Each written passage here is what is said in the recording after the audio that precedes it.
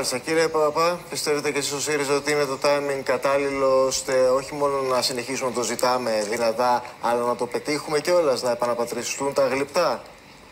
Το timing είναι απόλυτα κατάλληλο, κύριε Λασκαράτη, αλλά αυτό που θέλω να πω εγώ είναι ότι αντί το Υπουργείο Πολιτισμού να ασχολείται με αυτό το πολύ σοβαρό θέμα, και να θυμίσω ότι η Μελίνα Μερκούρια η ήμνηστη ήταν η πρώτη η οποία έθεσε το θέμα της επιστροφής των Μαρμάρων, ασχολείται με την βεντέτα της Υπουργού Πολιτισμού με το Σύλλογο Αρχαιολόγων στην Ελλάδα, να τους κάνει έξωση από το κτίριο το οποίο διαθέτουν στο κέντρο της Αθήνας. Αντί το Υπουργείο Πολιτισμού, επαναλαμβάνω, του οποίου ο ρόλος είναι να προστατεύσει τις αρχαιότητες, να αναδείξει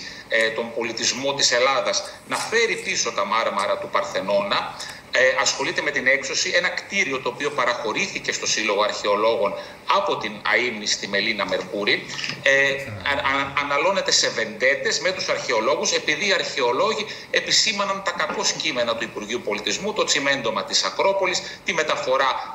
των αρχαίων της Βενιζέλου με την δημιουργία του σταθμού εκεί πέρα, επειδή διοργάνωσαν μία ημερίδα